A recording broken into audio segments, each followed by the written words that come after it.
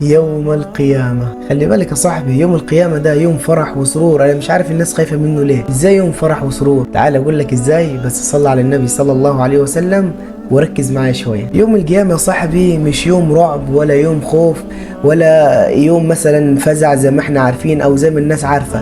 يوم القيامة ده يوم سرور ويوم فرح ويوم يعني جمال. اقول لك ازاي؟ بس ان شاء الله يوم فرح وسرور لو انت مشيت على العهد اللي واخده بينك وبين ربنا سبحانه وتعالى. طب ازاي الكلام ده؟ يقول الله عز وجل: لا يحزنهم الفزع الاكبر. ويوم القيامه ده يا صاحبي هيكون يوم رائع جدا، وهيكون يوم جميل جدا لما تصرخ باعلى صوتك في وسط الناس كلها، في وسط الناس كلها، وتقول: ها اقرأوا كتابي، ها اقرأوا كتابي، وانت فرحان.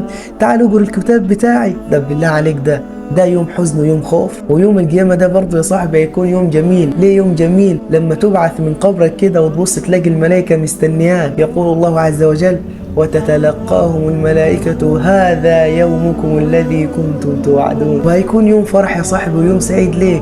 لما تبص وراك تلاقي أهلك وأصحابك واخواتك والناس كلها بيشاركوا فرحتهم معاك وبتفرحوا كلكم مع بعض. يقول الله عز وجل: والحقنا بهم ذريتهم. هيكون يوم سعيد ويوم فرح يا صاحبي لما تسمع النداء وربنا سبحانه وتعالى يندى عليك انت واهلك، فيقول الله عز وجل: ادخلوا الجنة انتم وازواجكم تحبرون. مش هتقدر تطلع السعادة ولا الفرح ده لما تعرف ان رفيقك النبي صلى الله عليه وسلم وسيدنا موسى وسيدنا عيسى وسيدنا نوح وسيدنا ابراهيم. يقول الله عز وجل: فاولئك مع الذين انعم الله عليهم من النبيين والصديقين والشهداء والصالحين وحسن اولئك رفيقا. طب بالله عليك انت عايز ايه تاني؟ بالله عليك هتكون زعلان في اليوم ده؟ هو صح يا صاحبي هيكون يوم رعب ويوم خوف ويوم نكد والناس كلها خايفة، بس مش معانا بإذن الله، مع الناس التانيين. فادعي ربنا سبحانه وتعالى دايما انه يحشرنا مع النبي صلى الله عليه وسلم، وانه يظلنا تحت ظله يوم لا ظل الا ظل. فاسأل الله عز وجل